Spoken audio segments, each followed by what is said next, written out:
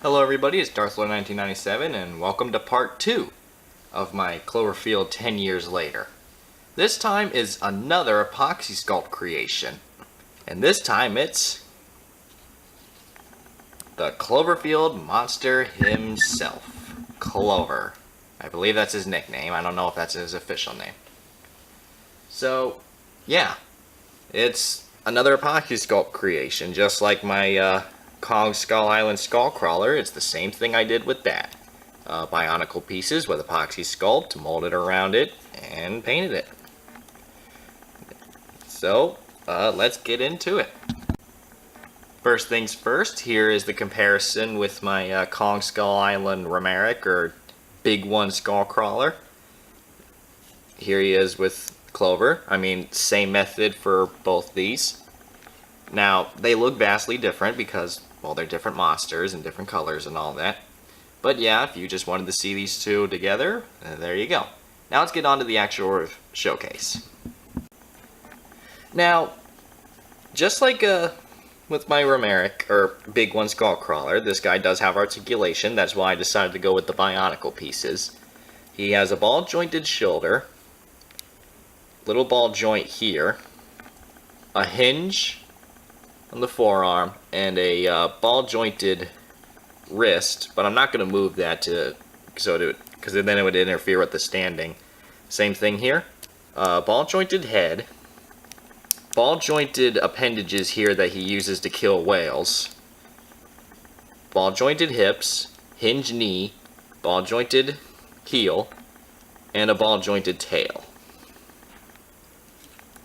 Now, as for some things that I really like to point out, the head sculpt here, I'll admit, it doesn't look entirely accurate because my reference shots, I used the Hasbro figure for reference, which I really wish I got that back in the day, but nope. And trust me, that thing's price has increased so much. But yeah, I looked at it at the wrong angles. I tried to correct it as best as I could, but yeah, it's not entirely perfect. However, I did come up with a solution for that. And what solution is that? Well, if we take the head off, just like the Hasbro figure, we have an alternative head. Again, the Hasbro figure was used for a reference for the alternative head, but this one I made sure not to mess up. Let me bring it up on this one, making sure it was perfectly accurately shaped. And even got the tongue and teeth. So, yeah. Now, as for the paint job, it's a mix of two different kinds of gray to get that more lighter gray, but not so light it's almost white, which, you know, a lot of people make that mistake.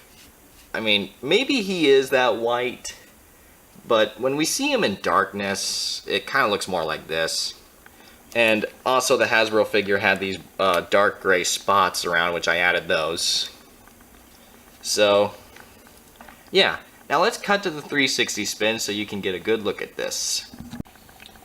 So here you guys go with the 360 spin, just so you can get a good look at this.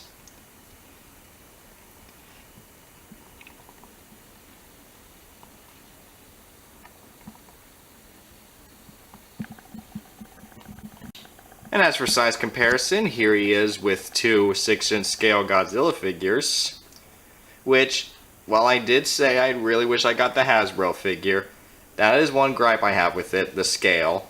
You know, it's the 12-inch scale, and I wish they went with a 6-inch scale, which they didn't.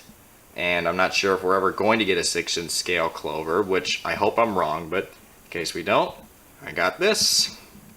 Alright, let's go ahead and wrap this up. So yeah, there you guys go. Not really a whole lot new to show since I've already done this with the Skull Crawler, but there you go, my Apoxie Sculpt creation Cloverfield monster.